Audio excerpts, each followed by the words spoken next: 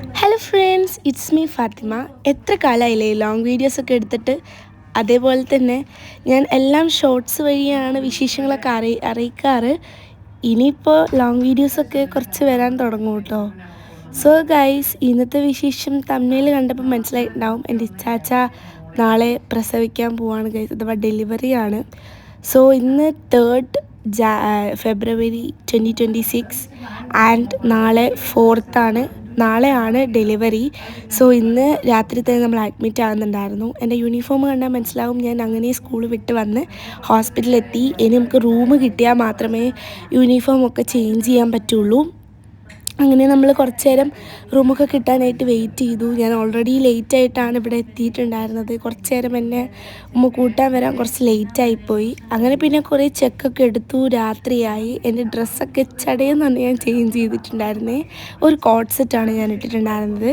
പിന്നെ കുറച്ച് നേരം റെസ്റ്റ് എടുത്തു, കാരണം സ്കൂൾ വിട്ട് വന്നതിൻ്റെ ക്ഷീണമാണ് ഗൈസ്.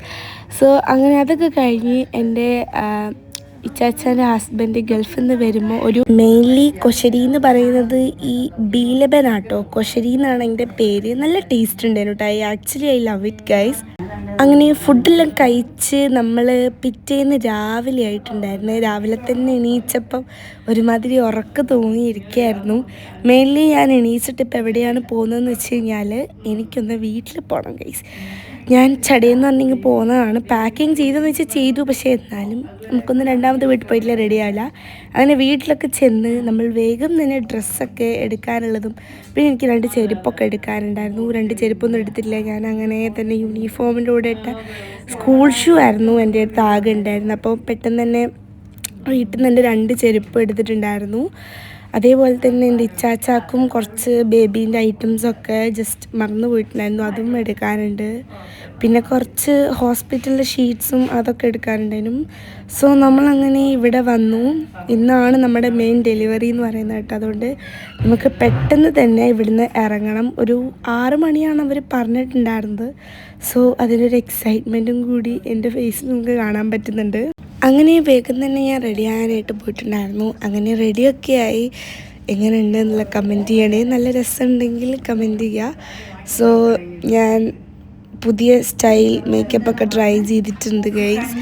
അങ്ങനെ ഇനി നമ്മൾ പോവുകയാണ് ഗൈസ്. നിങ്ങൾക്ക് സാധനങ്ങളൊക്കെ ഞാൻ എടുത്ത് വെച്ചിട്ടുണ്ട് ഗൈസ്. പതാൻ്റെ ആ ഒരു അവിടെ സ്ഥലം കണ്ടാൽ നമുക്ക് മനസ്സിലാവും. കുറേ കവേഴ്സൊക്കെ ഉണ്ട്. കുറച്ച് ഡ്രസ്സ് കൂടി ഞാൻ എടുത്തിട്ടുണ്ടായിരുന്നു, കാരണം എമർജൻസിലി 2-3 ദിവസം കൂടി എക്സ്ട്രാ ആയിക്കഴിഞ്ഞാൽ ഞാൻ പെട്ടുപോവില്ലേ ഗൈസ്. അങ്ങനെ നമ്മൾ ഡ്രസ്സൊക്കെ എടുത്ത് ഇറങ്ങിയിട്ടുണ്ടായിരുന്നു. ഉമ്മയും വരുന്നുണ്ട്. സോ അങ്ങനെ അതൊക്കെ കഴിഞ്ഞു. ഉമ്മയൊക്കെ വന്നു. നമ്മൾ നേരെ ഇറങ്ങാനായിട്ട് പോവുമായിരുന്നു. അതേപോലെ തന്നെ ഞാനെന്തോ കലവില എന്ന് പറഞ്ഞ് ഇങ്ങനെ വീഡിയോ പറയുന്നത് നിങ്ങൾ ശ്രദ്ധിക്കുന്നുണ്ടാവും. ഞാൻ പിന്നെ പറഞ്ഞതൊന്നും എനിക്ക് എന്താ പറയുക, എൻ്റെ വോയിസ് സെറ്റായില്ല. അതുകൊണ്ടാണ് ഞാൻ ഈ വോയിസ് ഓവർ കൊടുത്തട്ടോ. മെയിൻലി ഇതാ ഞാൻ കാണിച്ചു തരാൻ. തലാണുണ്ട്, എൻ്റെ ഉമ്മാൻ്റെ ഡ്രസ്സുണ്ട്, ഈ ഒരു പേര് തന്നെ കാസ്ട്രോൾ ഉണ്ട്, പിന്നെ ഒരു ബാഗ് ഉണ്ട്, ഉമ്മാൻ്റെ ബാഗ് കേട്ടോ അത്. പിന്നെ ഈ എൻ്റെ ബാഗും കിറ്റും ഉണ്ട്. പിന്നെ കേക്ക് ഉണ്ട്, പിന്നെ ഒരു മറ്റേ കൊശരി ഉണ്ടായിരുന്നു, അതൊരു വീട്ടിൽ കൊടുക്കാനുള്ളതാട്ടോ. അങ്ങനെ അതൊക്കെ കഴിഞ്ഞ് നമ്മൾ നേരെ വീട്ടിൽ നിന്ന് ഇറങ്ങിയിട്ടുണ്ടായിരുന്നേ. ഏകദേശം ഒരു 2-2:30 ആയിട്ടുണ്ടായിരുന്നു ഇറങ്ങുന്ന സമയത്ത്. അങ്ങനെ നമ്മൾ വീട്ടിൽ നിന്ന് ഇറങ്ങി ഒരു 3 മണിയൊക്കെ ആകുമ്പോഴത്തേക്ക് നമ്മൾ അവിടെ എത്തിയിട്ടുണ്ടായിരുന്നു. അതും നട്ടുച്ചൂടത്ത്. എൻ്റെ മുഖം കാണുമ്പോൾ നിങ്ങൾക്ക് മനസ്സിലാവും. ഞാൻ നല്ല വെയിലാണ്. എനിക്ക് ചൂട് എന്ന് പറഞ്ഞ സാധനം ഭയങ്കര ദേഷ്യമുള്ളൊരു കാര്യം. എനിക്ക് ചൂട് ഇഷ്ടമല്ല കേട്ടോ, ഒട്ടും ഇഷ്ടമല്ല. എനിക്ക് ചൂട് കൊണ്ട് കഴിഞ്ഞാൽ എനിക്ക് ദേഷ്യം പിടിക്കുന്നുള്ളൊരു പ്രശ്നമാണ് കേസ് എനിക്ക്. അങ്ങനെ നമ്മൾ ചൂടത്ത് ഓടി വേഗം തന്നെ നമ്മൾ എന്താ പറയുക ഹോസ്പിറ്റലിലേക്ക് കയറി. വന്നപാട് ഇവിടെ എല്ലാവരും ഉണ്ടായിരുന്നു കേട്ടോ. അഫീച്ചയും ഉമ്മച്ചിയും അപ്പൂക്കയും പിന്നെ 2-3 ബേബീസും ഒക്കെ തന്നെ ഉണ്ടായിരുന്നു. പിന്നെ ചുലൂച്ചാൻ്റെ ഡ്രസ്സൊക്കെ ചേഞ്ച് ചെയ്യാൻ നേഴ്സ് ഡ്രസ്സൊക്കെ കൊടുത്തു. അങ്ങനെ അമ്മ മുടിയൊക്കെ കെട്ടി കൊടുക്കുന്നുണ്ട്. അങ്ങനെ തബിടാന്ന് പറഞ്ഞിട്ട് സംഭവങ്ങളൊക്കെ നടന്നുകൊണ്ടിരിക്കുന്നുണ്ടായിരുന്നു. അങ്ങനെ ഏകദേശം ഒരു 5 മണി 5:15 ആകുമ്പോഴത്തേക്ക് നമുക്ക് ഡ്രസ്സൊക്കെ ഇട്ട് നമ്മൾ റെഡിയായി. മുടിയൊക്കെ പിന്നിക്കെട്ടി ആ ഒരു തൊപ്പീൻ്റെ ഉള്ളിലേക്ക് ആക്കണം, അങ്ങനെ വെക്കണം. സോ ഗൈസ്, ഞാൻ ഭയങ്കര എക്സൈറ്റഡ് ആണ്, കാരണം എനിക്ക് ബേബി എന്ന് പറയുമ്പോൾ ഭയങ്കരമാണ്. അതുപോലെ തന്നെ എനിക്ക് ബേബി ഗേൾ ആട്ടോ വേണ്ടത്. ഞാനും എൻ്റെ ഫ്രണ്ടും മാത്രമാണ് ബേബി ഗേൾ പറഞ്ഞിട്ടുണ്ടായിരുന്നത്. ബാക്കി എല്ലാവരും ബോയ് ആണ് പറഞ്ഞത്. കാരണം ആദ്യം വന്ന ബേബി മിനയല്ലേ, മിന ഗേളാണ്. സോ അടുത്ത ബോയ് ആയിരിക്കും എന്നാണ് എല്ലാവരും വിചാരിച്ചത് കേട്ടോ. സോ ഞാൻ ഗേളാണ് പറയുന്നത്, എനിക്ക് അറിയത്തില്ല, ഞാൻ ഭയങ്കര പേടിച്ചിട്ടാണുള്ളത്. സോ ഞാൻ എപ്പോഴും ഗേൾ തന്നെയാണ്, എനിക്ക് ബോയ് അങ്ങനെ ഇതാവില്ല കേട്ടോ. അതാണ് ഞാൻ ഗേൾ പറഞ്ഞത്. അവസാനം ഞാൻ കൊളായോ നിങ്ങൾക്ക് നോക്കണ്ടേ. സോ ഗൈസ്, അങ്ങനെ നമ്മൾ കുറച്ച് നേരം വെയിറ്റ് ചെയ്തു. അങ്ങനെ അവസാനം ചുലൂച്ച ഡ്രസ്സൊക്കെ മാറ്റി കിടന്നു. മിന ആ ഒരു സമയമാകുമ്പോഴത്തേക്ക് നന്നായിട്ട് തന്നെ ഉറങ്ങിയിട്ടുണ്ടായിരുന്നു. മിനക്ക് പിന്നെ വൈകുന്നേരമായിക്ക് ഞാൻ ഉറക്കം മസ്റ്റാട്ടോ. അങ്ങനെ മിനിയൊക്കെ കിടന്ന് ഉറങ്ങിയിട്ടുണ്ടായിരുന്നു. അതിൻ്റെ ഇടയിൽ എൻ്റെ ചെരുപ്പ് അങ്ങ് പൊട്ടിയിട്ടുണ്ടായിരുന്നേ. സോ ഞാൻ രണ്ടാമതെടുത്ത് എൻ്റെ ചെരുപ്പ് എടുത്തിട്ടോ. ആ ചെരുപ്പ് എനിക്ക് വലിയ ഇഷ്ടമല്ല കേട്ടോ. എനിക്ക് ഇതേക്കാട്ടും ഇഷ്ടം എനിക്ക് മറ്റേതാണ്. നല്ലൊരു ക്യൂട്ടാണല്ലോ. സോ അതൊക്കെ കഴിഞ്ഞു. ഇനി നമ്മൾ പോവാണ്. അങ്ങനെ അവസാനം ചുലൂച്ചാനെ കൊണ്ടുപോയി. കുറേ ആൾക്കാരൊക്കെ കരഞ്ഞിട്ടുണ്ടായിരുന്നു കേട്ടോ. അങ്ങനെ നമ്മൾ നേരെ ചുലൂച്ചാനെ കൊണ്ടുപോയ പാടന്നെ സെക്കൻഡ് ഫ്ലോറിലുള്ള ലേബർ റൂമിൽ നിന്ന് ബേബീനെ ഡയറക്റ്റ്ലി കിട്ടുന്ന ഒരു സ്ഥലമാണ് കാത്ത് ലാബ് കേട്ടോ. അങ്ങനെ അവിടുത്തെ വെയിറ്റിംഗ് ഏരിയയിൽ നിന്ന് നല്ല അടിപൊളിയായിട്ട് നമ്മൾ വെയിറ്റ് ചെയ്തിട്ടുണ്ടായിരുന്നേ.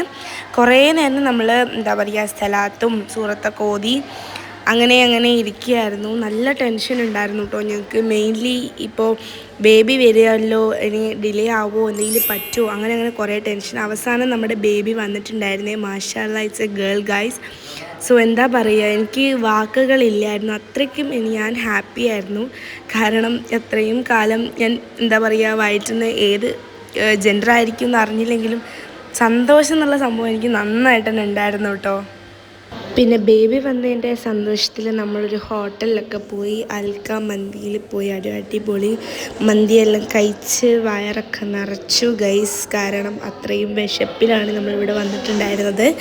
ബേബീനെ കണ്ടപാടെ തന്നെ മിന ഭയങ്കര ഹാപ്പി ആയിരുന്നു. എന്തായാലും ഒരിക്കലും ഞാൻ ഈ ദിവസം മറക്കത്തില്ല. So subscribe my channel and okay bye guys.